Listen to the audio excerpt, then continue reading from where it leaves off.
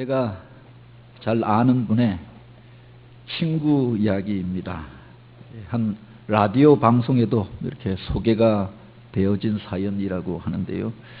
이 친구가 등산을 좋아해서 어느 날 등산을 가게 되었는데 산을 오르는데 중간에 갑자기 배가 아프고 뒤가 급해져서 그래서 등산 도중에 화장실 없고 하여서 등산로 옆으로 들어가서 그곳에서 볼일을 보게 되었다고 합니다.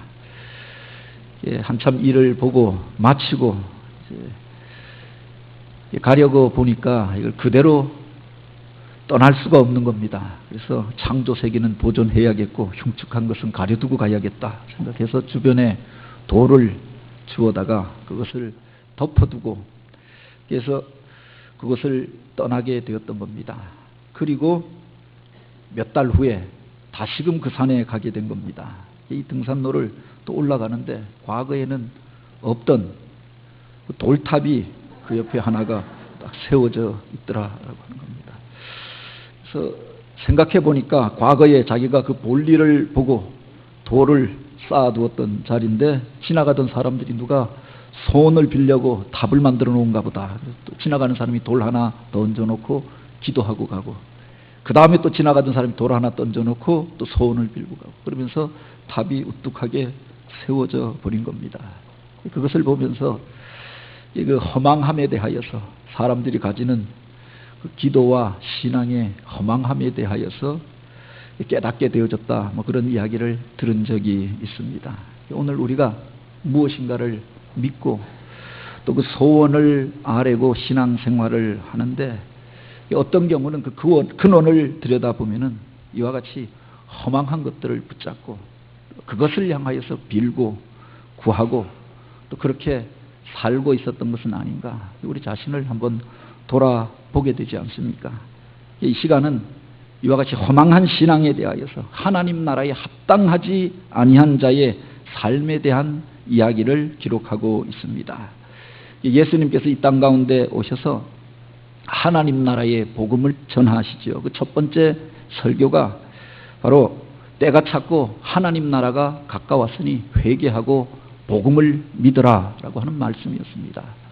하나님 나라의 복음을 전파하시고 병자를 고치고 또 약한 자들을 치료하시고 그리고 귀신을 쫓아내십니다. 그리고 이 말씀을 하시죠. 내가 하나님의 능력으로 이 일을 행하는 것이면 하나님 나라가 이미 너희에게 임하였느니라.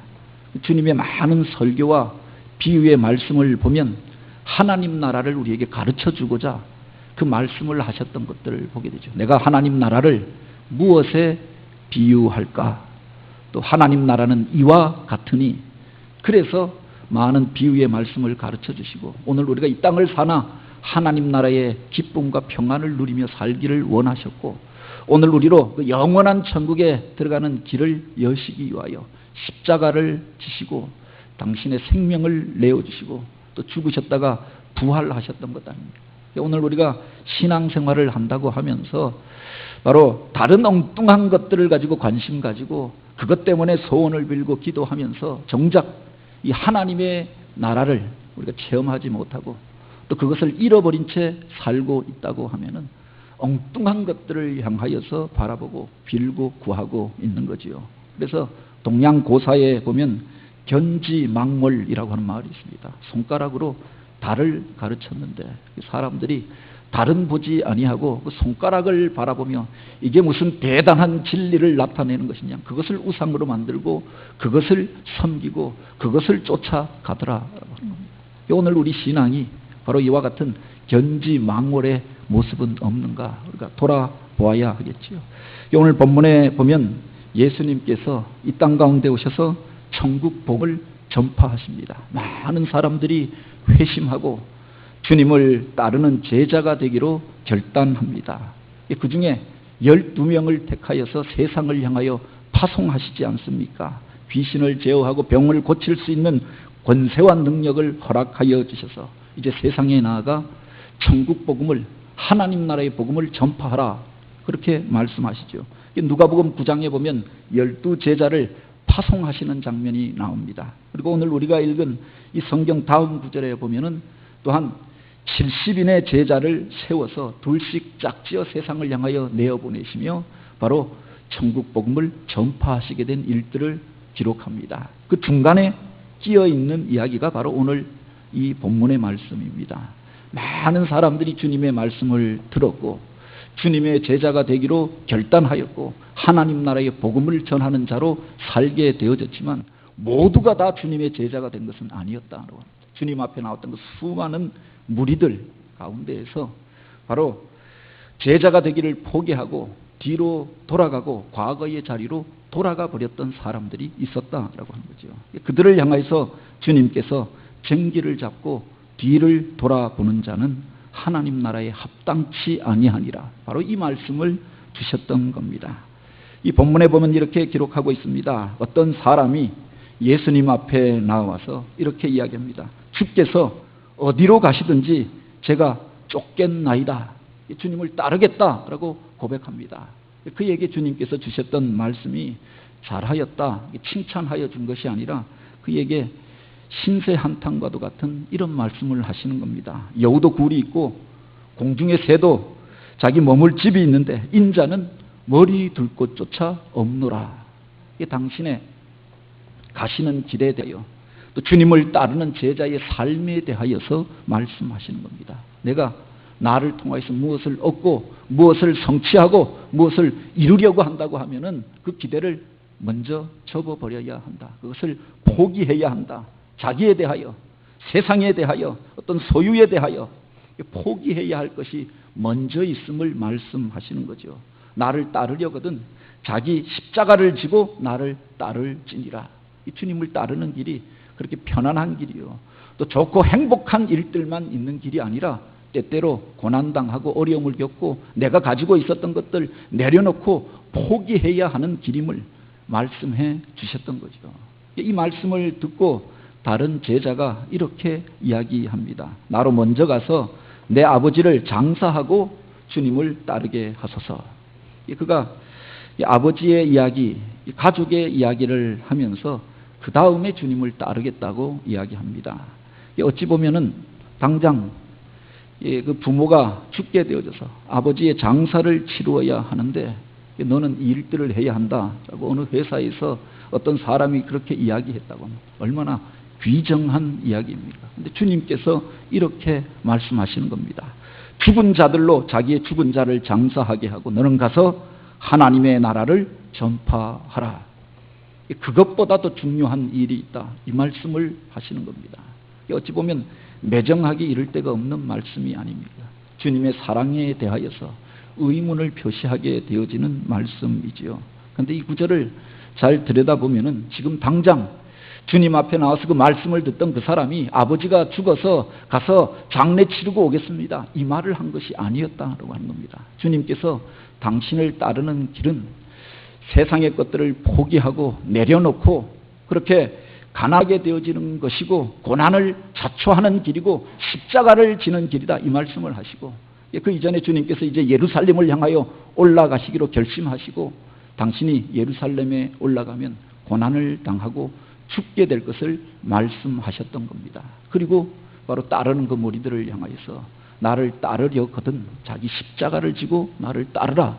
이 말씀을 하셨던 거죠. 그때 바로 그 앞에 섰던 한 사람이 이제 주님을 따라가기를 원하나 내가 먼저 이 일들을 하고 따라가겠습니다. 이 말을 하였던 거죠. 아직 아버지가 살아계시고 부모님이 나를 향해서 이런저런 기대를 갖고 계신데 이제 집에 돌아가서 부모님을 섬기다가 아버지가 돌아가시면 그 장사 치른 이후에 그 후에 주님을 따르겠습니다. 주님 맡겨주신 그 일 하겠습니다. 지금 자기에게 맡겨졌던 그 일들을 나중으로 미래로 한참 후로 미루고 있는 거죠. 예수님께서는 지금 마지막 여행을 준비하고 계셨던 겁니다. 그 제자들과 함께 예루살렘을 향하여 올라가시고자 하였던 거죠. 그때 내가 이 행진에는 같이 할 수 없노라. 이 말을 하였던 것 아닙니까?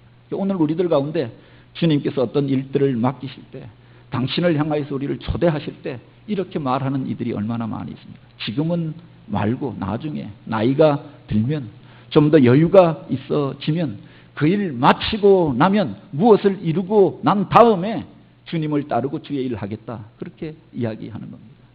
그 나중의 시간은 나의 시간이 아니었던 거죠. 결국은 지금은 내가 그 일을 못하겠다라고 하는 말이 아닙니까? 그를 향하여서 주님께서 바로 죽은 자들로 자기의 죽은 자를 장사하게 하고 너는 가서 하나님 나라를 전파하라. 이 말씀을 하셨던 겁니다. 세상의 죽은 자들이 죽어 없어질 것들을 구하면서 그것이 전부인 것처럼 살아갑니다. 그러나 믿음의 사람들이 깨달아야 할 것이 지금 영혼을 살리고 또 하나님 나라의 의를 이루어가고 그 복음을 전하는 일들이 오늘 우리 가운데 얼마나 긴박한 일인가라고 하는 것을 깨닫게 하시고 그를 도전하는 말씀을 주셨던 거죠. 그 이후에 다른 사람이 주님 앞에 와서 이 이야기를 하였다라고 했습니다. 주여 내가 주를 쫓겠나이다마는 나로 먼저 내 가족들과 작별하게 하옵소서.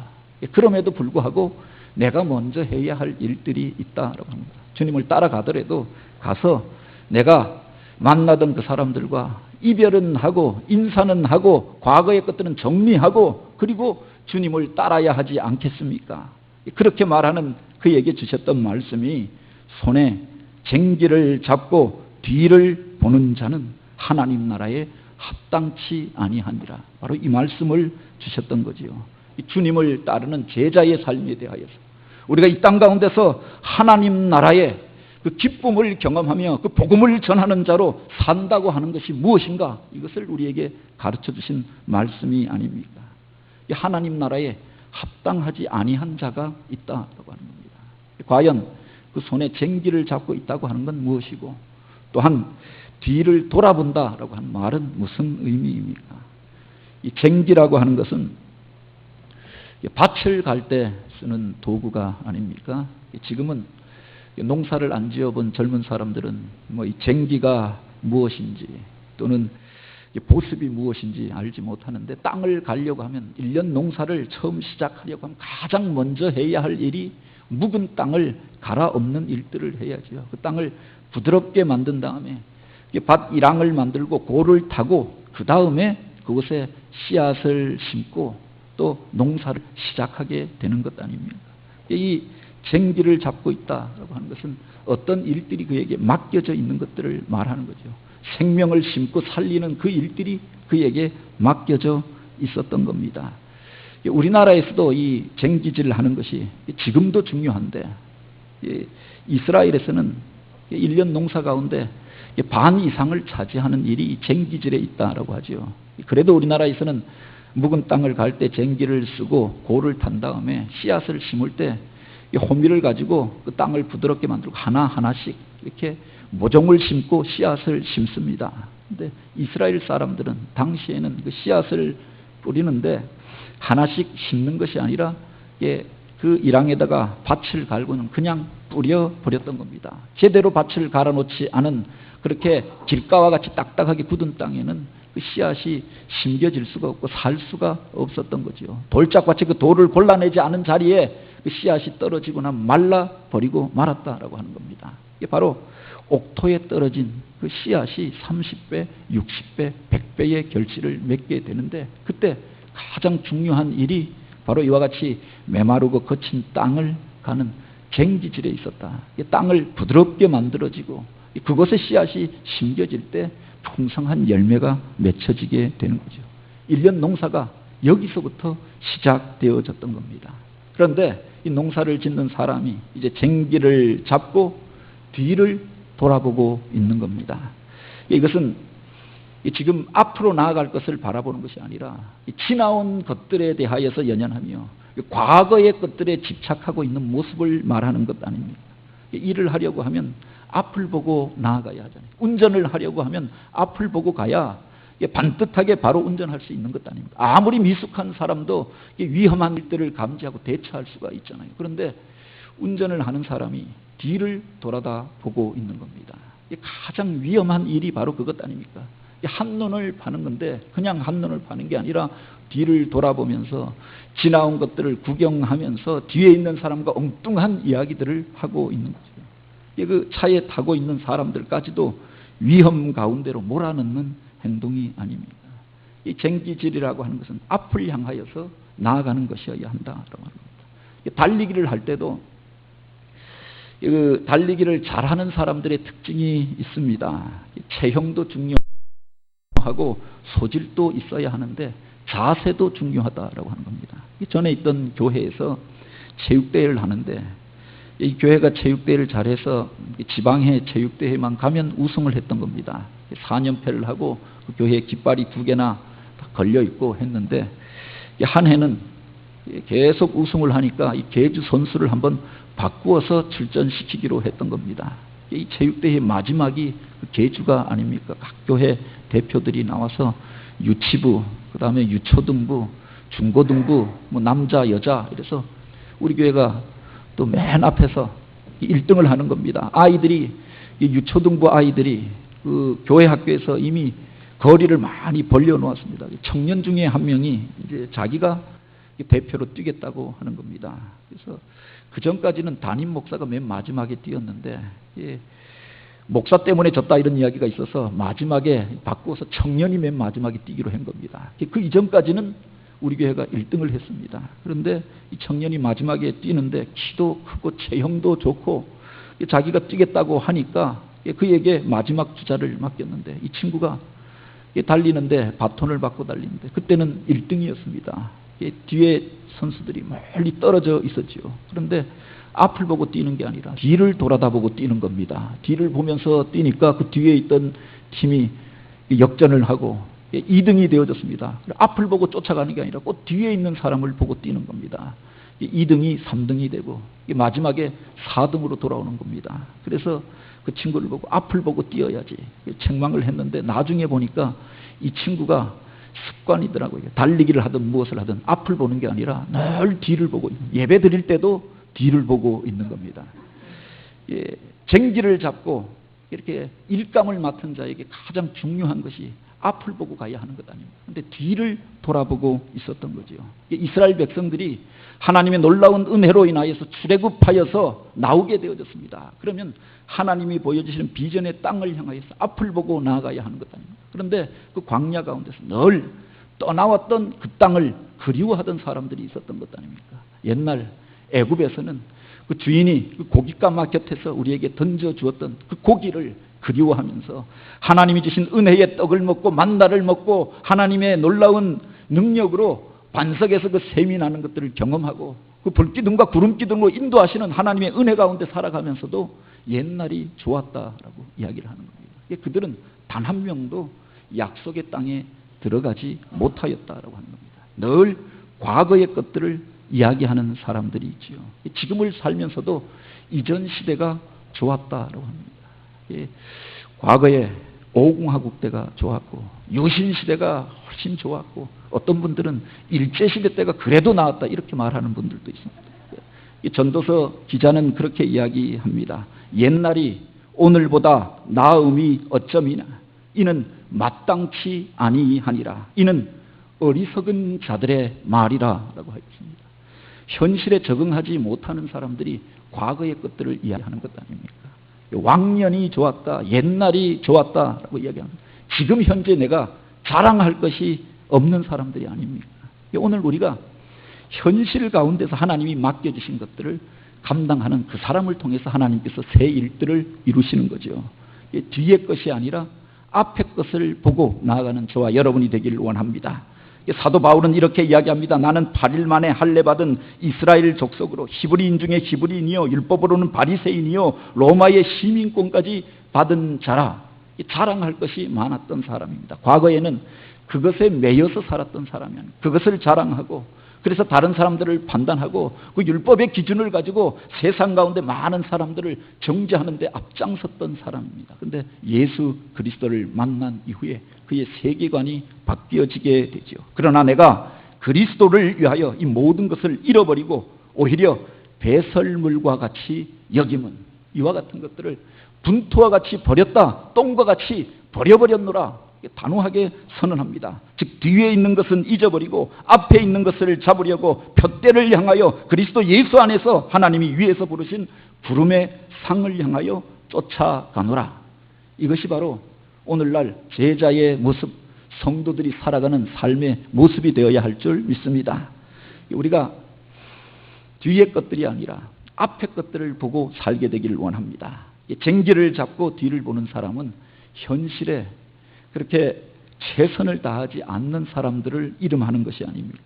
그 손에 쟁기가 들려져 있다라고 하면서 어떤 일감이 그에게 맡겨져 있는 거죠. 그 밭이고 그가 주인이든 또는 품삯을 받고 그곳에 와서 일하게 된 일꾼이든 그에게 지금 어떤 일이 맡겨져 있는 거죠. 근데 그 일을 하면서 뒤를 돌아보고 엉뚱한 데를 바라보고 있었던 겁니다.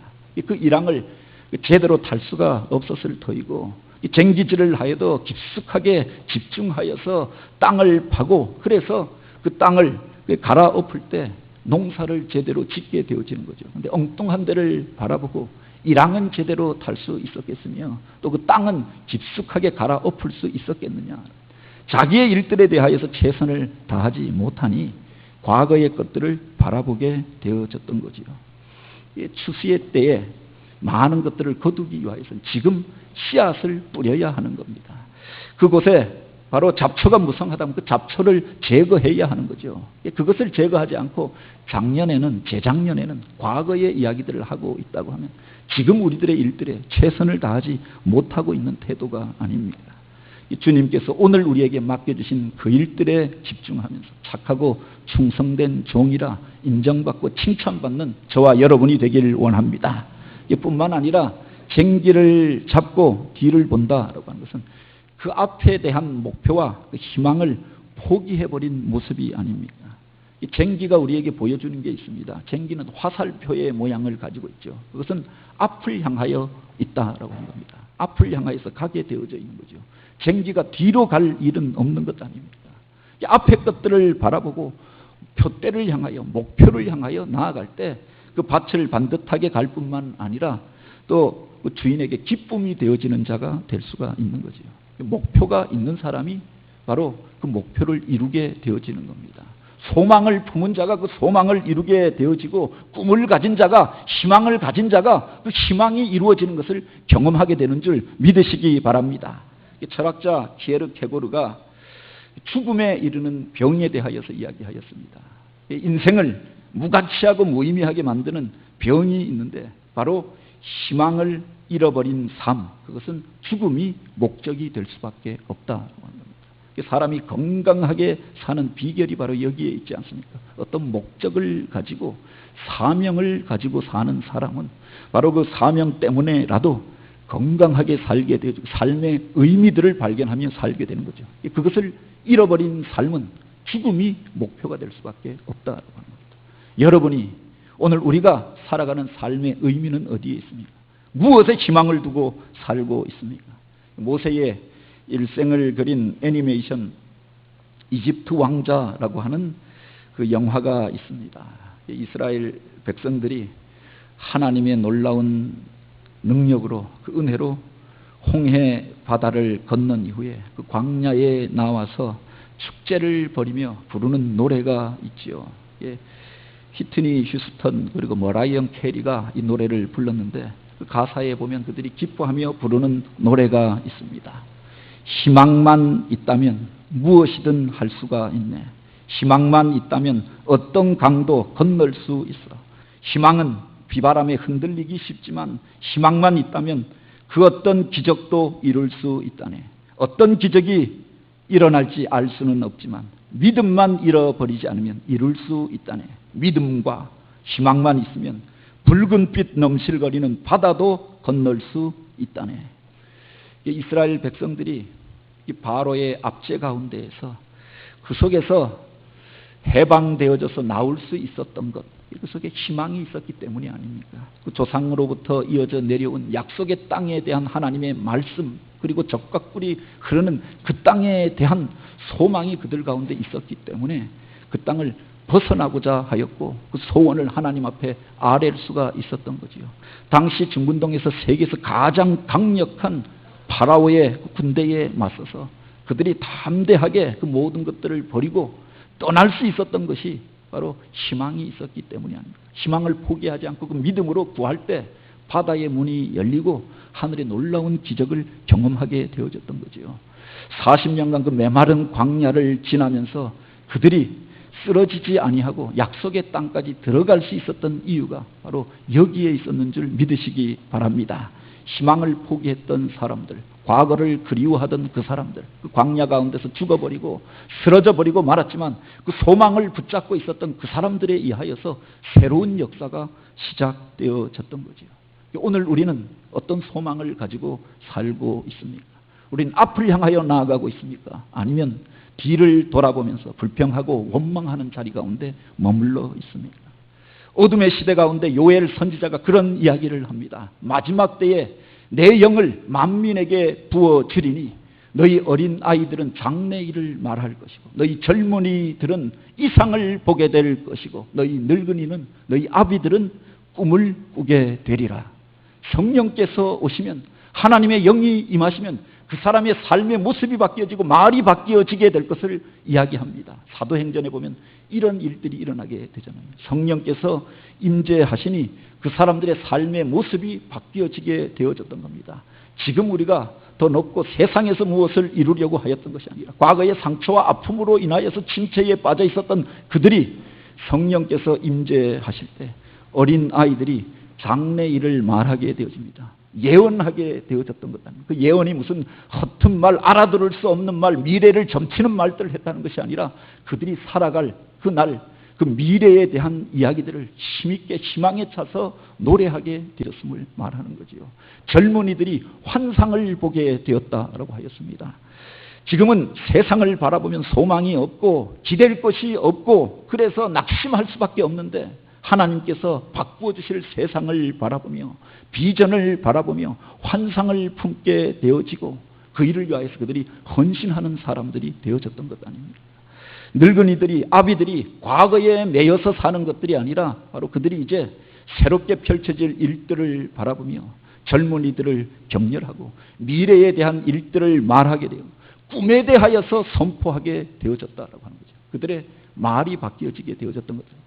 보는 것이 바뀌어지게 되어졌던 거죠. 그러니까 그 공동체가 바뀌어져서 과거 지향적인 공동체가 아니라 미래 지향적인 모습으로 바뀌어지게 됩니다. 그들 안에 머물러 있었던 것이 아니라 하나님의 뜻을 깨달아서 세계와 열방을 향하여서 하나님 나라의 복음을 전하는 공동체가 되어졌음을 사도행전은 우리에게 보여주고 있지 않습니까? 오늘 우리는 어떤 모습으로 살고 있는가? 쟁기를 잡고 또 뒤를 돌아보는 모습으로 있었던 것은 아닌가? 하나님께서 오늘 우리에게 맡겨주신 일들이 있지 않습니까?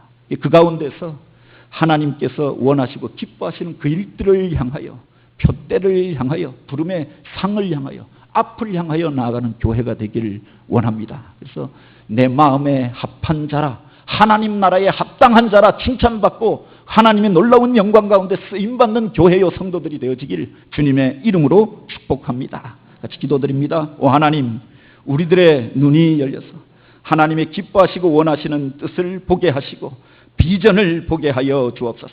오늘 우리의 말이 바뀌어져서 과거의 매인 자로 불평하고 원망하고 서로를 향하여 정죄하는 자가 아니라 하나님께서 원하시고 기뻐하시는 희망의 말들을 선포하고 서로를 축복하는 공동체 되게 하여 주옵소서. 함께 하여서 주님의 일들을 행하며 천국의 기쁨과 즐거움을 누리게 하여 주시고 이 복음을 전하는 자들로 쓰임받게 하옵소서. 말씀의 주인 되신 예수님의 이름으로 기도드립니다.